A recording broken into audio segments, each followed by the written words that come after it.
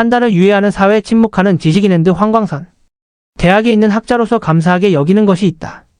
내 삶의 중심인 공부, 교육, 연구의 방향을 스스로 결정할 수 있다는 점이다. 이 자유는 선물이자 책임이다. 내 판단으로 길을 정하고 그 결과 또한 내가 오롯이 감당한다.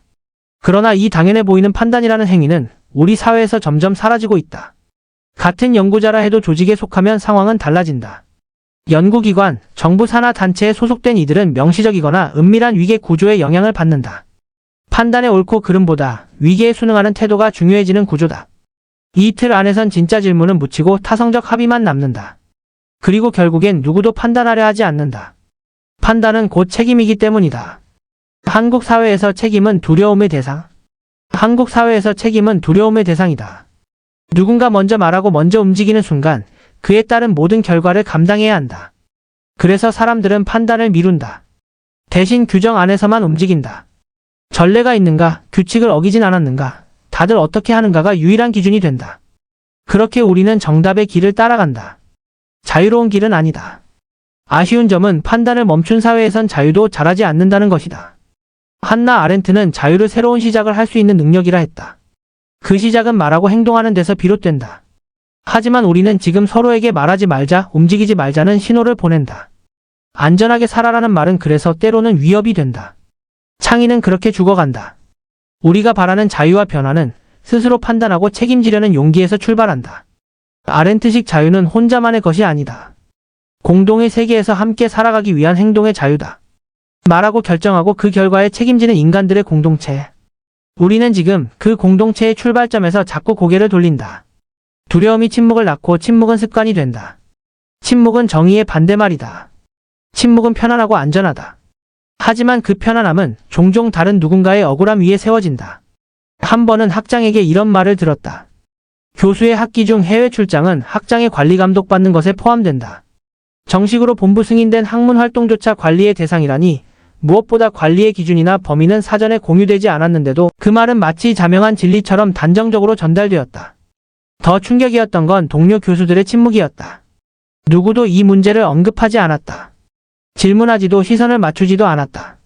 심리학자 크리스토퍼 앤더슨 2003은 이런 상황에서 사람들의 침묵을 결정. 회피 디시전 어보이던스라 설명한다. 단순한 무관심이 아니라 갈등과 감정적 피로, 불안을 피하려는 심리적 방어 기제다. 폴저와 크로판자노폴저 앤드 CROPANGANO 2001도 정의 회피 어보이던스 어브 저스터스란 개념으로 비슷한 현상을 설명한다.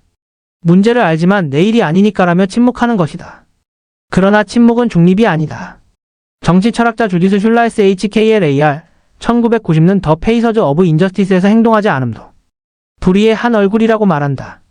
타인의 권리가 침해당할 때 아무런 반응을 보이지 않는 건 무관심이 아니라 암묵적 동조이며 조용한 방조다. 심리학 연구도 이를 지지한다.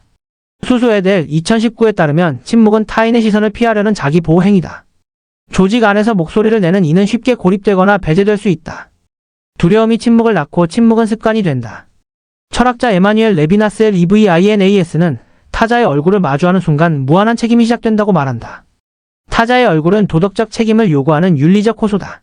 한편 한스 요나스 조너스는 책임이 미래 세대에까지 확장된다고 말한다. 현재 행동이 미래에 영향을 미치기에 우리는 미래 타자에게도 도덕적 책임을 져야 한다. 침묵과 무관심은 이 책임을 져버리는 것이다. 그건 좀 이상하지 않나요? 한마디라도. 학장이 나의 학회 출장을 지적했을 때 동료 중 단 한 사람이라도 그런 권한이 학장에게 있었나요? 우리가 사전에 그런 기준을 공유한 적이 있었나요? 학회 연구 활동은 오롯이 연구자의 목 아닌가요? 라고 물어주었다면 나의 억울함은 훨씬 덜했을 것이다. 그러나 아무도 묻지 않았다. 이삭 프릴 레텐스키 PRILLELTENSKY 2008는 억압적 권위가 지배하는 문화에서는 사람들이 스스로의 영향력을 부정하고 결국 불의에 개입할 수 있다는 믿음조차 잃게 된다고 말한다. 데이비드 밀러 2001는 반복되는 무시와 방관이 사람들을 타인의 고통에 무감각하게 만들고 결국 자기 자신이 외면당하지 않기 위해 침묵한다고 진단한다. 침묵은 아무도 공격하지 않지만 아무도 지키지 않는다. 정의는 스스로 유지되지 않는다. 때로는 단 한 사람의 질문, 작은 용기가 공동체의 방향을 바꾼다. 우리가 해야 할 일은 거창한 행동이 아니다. 억울한 상황에 처한 이에게 조용히 한마디를 건네는 것이다. 그건 좀 이상하지 않나요? 나는 그런 동료가 있기를 바란다. 그리고 누군가가 불합리함 앞에 놓였을 때 나 또한 그런 사람이 되고자 한다. 사람은 누구나 실수할 수 있다.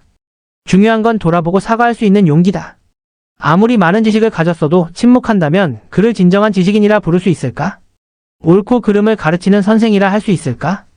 동료 교수 중 한 명은 그냥 그런 부류의 학장을 인정하자고 한다. 사람의 존재를 존중하는 것과 그의 잘못된 판단을 무비판적으로 받아들이는 것은 전혀 다른 문제다. 자신의 기분 탓에 엉뚱한 지적을 했던 학장의 수준까지, 그리고 행정관리와 연구관리를 구분하지 못하는 미수까지 뭐라 할 생각은 없다. 학자로서 짚고자 하는 바는 이 상황을 보면서도 나타난 주위의 침묵이다.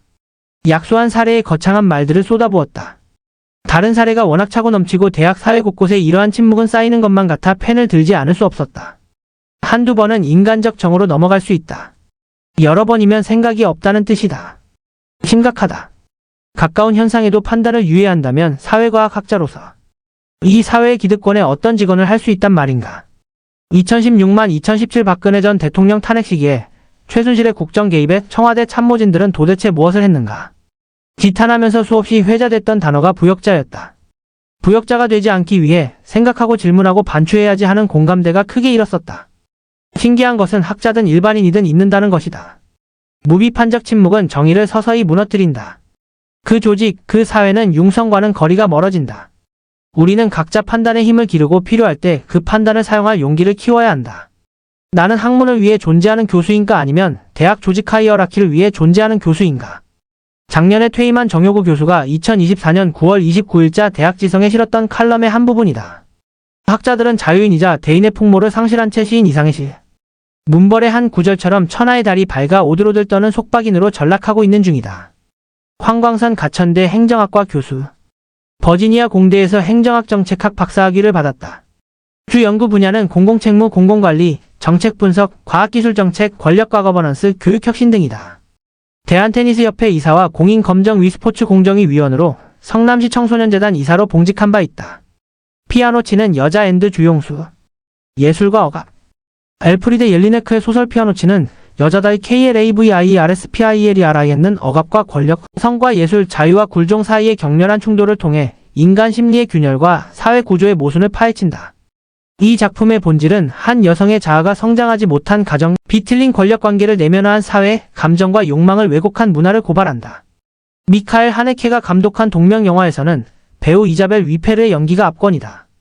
주인공 에리카의 내면을 냉정하게 표현하며 억압된 욕망과 감정의 파국을 연기한다. 에리카는 비인 음악원에서 피아노를 가르치는 중년의 여교수다. 고상하고 엄격한 음악 교육자로 보이지만 사생활은 병리적 충동과 억압된 성적 환상으로 뒤엉켜 있다.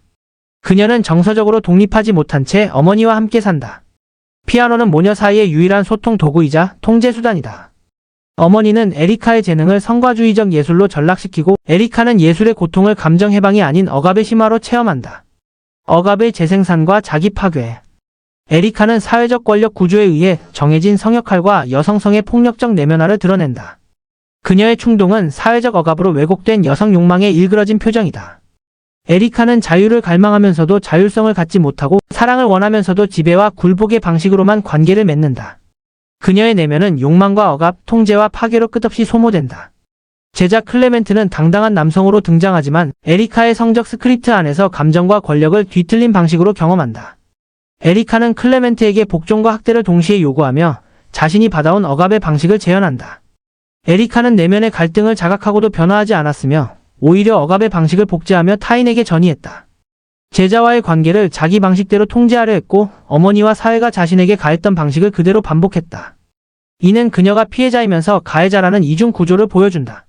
의식은 외적 조건에 의해 규정되지만 그 조건을 성찰하고 넘어서려는 노력 없이 머무를 때 책임은 개인에게 귀속된다. 진상규명과 자리매김.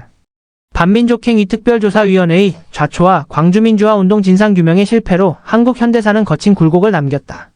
가해자가 면죄부를 받았고 피해자는 침묵 속으로 가라앉았다. 그 진실을 캐묻지 않는 체제로 굳어진 결과 사회는 대가를 다시 치러야 했다. 지난 겨울 우리가 겪은 위기는 한 개인의 관계로만 설명할 수 없는 구조적 문제를 드러냈다. 계엄, 내란, 체포, 감금, 석방, 습격, 파면과 같은 음습한 용어가 장악했던 변란의 과정에서 국민은 사법체계에 견고하지 못함과 공교육의 도덕적 허약함을 보았다. 역사적 심판의 실패와 유해가 윤리적 무감각을 키웠다. 에리카와 별난 주동자의 공통점은 건강한 교육, 감정훈련, 자기성찰을 제대로 배우지 못했다는 데 있다. 그에게 최고 권력을 위임했던 사회는 더 큰 책임을 절감해야 한다. 민주시민교육. 국정 책임자의 일탈은 공교육 시스템의 실패이자 사회 전체의 윤리적 부주의의 결과였다. 국민이 합의한 헌법의 가치를 거리낌 없이 훼손할 수 있다는 사실은 한 인물의 문제로 끝나지 않는다. 공화제 윤리를 실천하도록 가르치지 못한 교육의 결핍이 결정적이었다. 이는 곧 공교육이 시민성을 어떻게 외면하고 경시해왔는지를 고스란히 드러낸다. 욕망을 정당화한 정치구조 판단을 방해한 이념. 논쟁, 책임을 가르치지 못한 교육 시스템에서 이미 구조적 파국은 예견된 것이 아니었을까. 비판적 사고, 권력에 대한 견제, 타인의 권리와 공동체 규범을 배울 선진 교육이 절실해졌다. 교육운동시민단체, 학교시민교육 교원노조의 주장처럼 민주시민교육을 필수 교과로 교육과정에 두는 것을 국정과제로 검토해야 한다. 사회 문제를 분석하고 사회적 책임을 위해 어떤 노력을 해야 하는지를 고민하도록 가르치는 것이다. 복종보다 질문을, 암기보다 판단을 가르치는 교육만이 단단한 시민공화국의 기초가 된다. 작가 옐리네크는 에리카의 질 수 없는 삶을 음악에 은유하여 정의했다. 그녀의 인생은 박자가 맞지 않는 연습곡처럼 시작도 끝도 없는 혼란과 불협화음의 반복이었다. 교육은 기다림이다. 앤드 박봉철. 부모 기대 따라 학원 전전 자율적 학습 실종. 학생 스스로 깨달으며 인내하는 과정 중요. 교육 현장 꾸준한 관심으로 자발성 높여야. 말을 물가로 데려갈 수는 있어도 억지로 물을 마시게 할 수는 없다. 교육 현장에서 자주 떠올리는 이 말은 특히 청소년기를 살아가는 학생들을 지도하며 더욱 깊이 다가온다. 청소년기 변화는 내부에서 시작된다. 청소년기는 신체적 정신적으로 급격한 성장이 이루어지는 시기이다. 정체성을 고민하고 자존감과 진로 사이에서 갈등하며 또래와의 비교와 부모의 기대 속에서 흔들린다. 이 시기 대부분 학생은 공부한다라고는 하지만 실제로는 스스로 계획하고 실천하는 자율적 학습이 아닌 학원이나 부모에 의존한 타율적 학습에 머무는 경우가 많다. 중상위권 성적의 한 학생이 기억에 남는다. 부모의 기대에 따라 학원을 전전했지만 공부에 대한 동기나 계획이 전혀 없었다. 상담을 통해 진로와 진학, 공부법에 대해 깊이 이야기하며 방향을 찾도록 도왔고 무려 1년 반 뒤 학생은 스스로 공부 계획을 세우기 시작했다. 학습 플랜 작성과 요약, 암기 등을 실행하면서 성적을 관리했고 결국 자신이 희망하던 대학에 진학했다. 이 사례는 교육은 기다림이라는 말의 진정한 의미를 보여주고 있다. 교육은 지식을 주입하는 것이 아니라 학생이 스스로 필요성을 깨닫고 성장할 수 있도록 인내하며 기다리는 과정이다. 획일화된 교육은 다양성을 담아낼 수 없다. 고등학교는 단순한 입시기관이 아니다. 대학 이후의 삶, 즉 사회인의 삶을 준비하는 시기이다. 하지만 여전히 학교 현장에서는 같은 시간, 같은 진도, 같은 목표의 획일화된 교육 방식이 반복되고 있다. 학생들은 모두 다르다. 누군가는 수학에 강하고 누군가는 예술적 감각이 뛰어나다. 또 어떤 학생은 느리지만 깊은 사고력을 지니고 있다. 그럼에도 우리는 아직 1등 중심, 성적 중심의 틀에서 벗어나지 못하고 있다. 이제는 학생 개개인의 다름을 인정하고 다양한 성장 경로를 존중하는 교육으로 전환해야 한다. 빠르게 성장하는 학생도 시간이 필요한 학생도 모두 존중받아야 한다. 교육은 옳고 그름의 기준 속에서 올바른 방향을 제시해야 한다. 기다린다는 것은 방임이 아니다. 교사는 학생이 스스로 성장할 수 있도록 방향을 제시하고 올바른 학습 태도와 방법을 꾸준히 안내해야 한다. 학생들이 헷갈리는 옳고 그름에 대해서는 분명한 기준을 세워주고 스스로 사고하고 선택할 수 있는 능력을 기를 수 있도록 도와야 한다. 동시에 학생 개개인의 속도와 차이를 인정하며 기다리는 태도가 중요하다. 학습은 단순한 성적 향상을 위한 도구가 아니라 자기 자신을 알아가고 삶의 방향을 설계하는 과정이다. 교사는 그 길 위에서 등불이 되어야 하며 학생이 그 빛을 따라 자기 길을 찾도록 도와야 한다. 교육은 결과를 만들어내는 기술이 아니라 사람을 기다리는 예술이다. 청소년기 학생들의 성장은 외부의 강요가 아닌 내면의 각성과 자발성에서 비롯된다. 우리는 학생이 스스로 깨어나도록 기다려야 한다. 다만 그 기다림은 무관심이 아닌 꾸준한 관심과 따뜻한 인내로 이루어진 기다림이어야 한다. 오늘도 필자는 그 기다림의 교육을 실천하며 교실에 들어선다. 교육은 기다림이다.